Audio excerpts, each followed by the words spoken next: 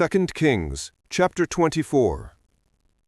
In his days Nebuchadnezzar, sovereign of Babel, came up, and Jehoiakim became his servant for 3 years. And he turned and rebelled against him. And Adonai sent against him raiding bands of Kasdim, and raiding bands of Aram, and raiding bands of Moab, and raiding bands of the children of Ammon. And he sent them against Yehudah to destroy it, according to the word of Adonai which he had spoken by his servants the prophets. Only at the mouth of Adonai this came upon Yehudah, to remove them from his presence, because of the sins of Manasseh, according to all that he did, and also because of the innocent blood that he shed. For he filled Jerusalem with innocent blood, which Adonai would not forgive. And the rest of the acts of Jehoiakim, and all that he did, are they not written in the book of the annals of the sovereigns of Yehudah? So Jehoiakim slept with his fathers, and Jehoiachin his son reigned in his place.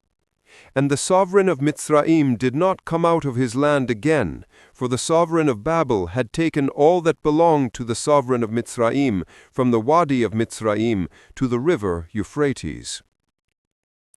Jehoiachin was 18 years old when he began to reign, and he reigned in Jerusalem 3 new moons. And his mother's name was Nehushta, the daughter of Elnathan of Jerusalem. And he did evil in the eyes of Adonai, according to all that his father did. At that time the servants of Nebuchadnezzar, sovereign of Babel, came up against Jerusalem, and the city was besieged. And Nebuchadnezzar, sovereign of Babel, came against the city, as his servants were besieging it. And Jehoiachin, sovereign of Yehudah, and his mother, and his servants, and his heads, and his eunuchs, went out to the sovereign of Babel. And the sovereign of Babel, in the 8th year of his reign, took him prisoner. And he took from there all the treasures of the house of Adonai, and the treasures of the sovereign's house, and he cut in pieces all the objects of gold which Shalomo, sovereign of Yisrael, had made in the Hekal of Adonai, as Adonai had said. And he exiled all Jerusalem, and all the officers, and all the mighty brave men, 10,000 exiles, and all the craftsmen and smiths. None remained except the poorest people of the land. And he exiled Jehoiachin to Babel, and the sovereign's mother, and the sovereign's wives, and his eunuchs, and the leading men of the land, he exiled from Jerusalem to Babel.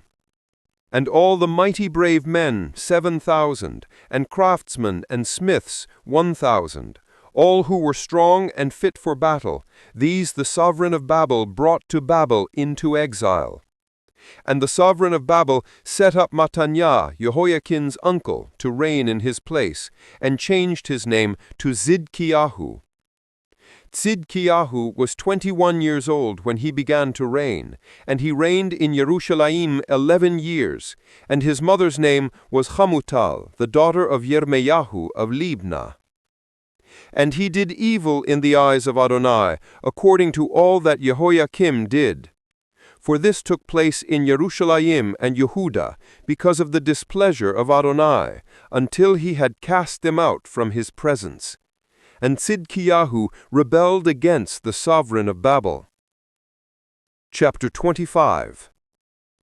And it came to be in the 9th year of his reign, in the 10th new moon, on the 10th of the new moon, that Nebuchadnezzar, sovereign of Babel, and all his army came against Jerusalem, and encamped against it, and they built a siege wall against it all around. And the city was besieged until the 11th year of sovereign Tzidkiyahu. By the 9th new moon, the scarcity of food had become so severe in the city that there was no food for the people of the land. Then the city wall was breached, and all the men of battle fled at night by the way of the gate between 2 walls, which was by the sovereign's garden, even though the Kasdim were still encamped all around against the city. And the sovereign went by the way of the desert plain. And the army of the Kasdim pursued the sovereign, and overtook him in the desert plains of Jericho, and all his army was scattered from him. And they seized the sovereign, and brought him up to the sovereign of Babel at Riblah, and they pronounced sentence on him. And they slew the sons of Zidkiyahu before his eyes, and put out the eyes of Zidkiyahu, and bound him with bronze shackles, and took him to Babel. And in the 5th new moon, on the 7th of the new moon, which was the 19th year of sovereign Nebuchadnezzar, sovereign of Babel, Nebuzaradan, the chief of the guard, a servant of the sovereign of Babel, came to Jerusalem. And he burned the house of Adonai, and the house of the sovereign, and all the houses of Jerusalem, even every great house he burned with fire. And all the army of the Kasdim who were with the chief of the guard broke down the walls of Jerusalem all around. And Nebuzaradan, the chief of the guard, took into exile the rest of the people who were left in the land, and the deserters who deserted to the sovereign of Babel, with the rest of the multitude.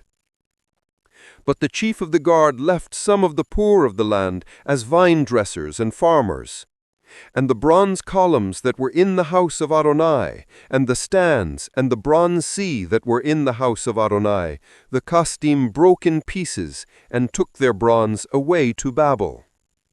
And they took the pots, and the shovels, and the snuffers, and the ladles, and all the bronze utensils the priests used in the service.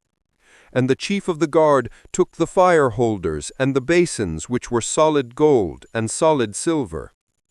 The bronze of all these utensils was beyond measure, the 2 columns, the 1 sea, and the stands which Shlomo, sovereign of Israel, had made in the Hekal of Adonai.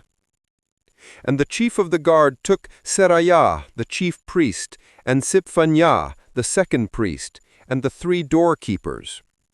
And out of the city he took a certain eunuch, who was appointed over the men of battle, and 5 men of those who saw the sovereign's face, who were found in the city, and the chief scribe of the army who mustered the people of the land, and 60 men of the people of the land who were found in the city.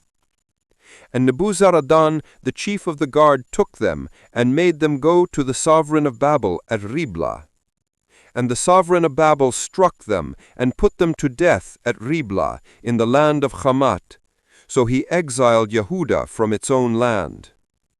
And he appointed Gedaliah, son of Ahikam, son of Shaphan, over the people who were left in the land of Yehudah, whom Nebuchadnezzar, sovereign of Babel, had left. And all the commanders of the armies, they and their men, heard that the sovereign of Babel had appointed Gedaliah.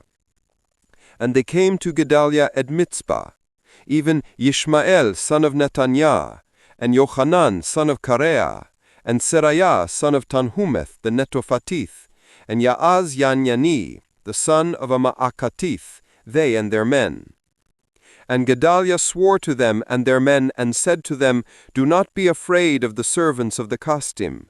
Dwell in the land, and serve the sovereign of Babel, and let it be well with you. And in the 7th new moon it came to be that Yishmael, son of Netaniah, son of Elishama, of the seed of the rain, came with 10 men and struck Gedaliah that he died, and the Yehudim, and the Kasdim who were with him at Mitzpah. And all the people rose up, small and great, and the commanders of the armies, and went to Mitzraim, for they were afraid of the Kasdim. And it came to be in the 37th year of the exile of Jehoiakim, sovereign of Yehudah, in the 12th new moon, on the 27th of the new moon, that Evil-Merodach, sovereign of Babel, in the year that he began to reign, released Jehoiakim, sovereign of Yehudah, from prison, and spoke kindly to him, and set his throne above the throne of the sovereigns who were with him in Babel, and changed his prison garments, and he ate bread continually before the sovereign all the days of his life.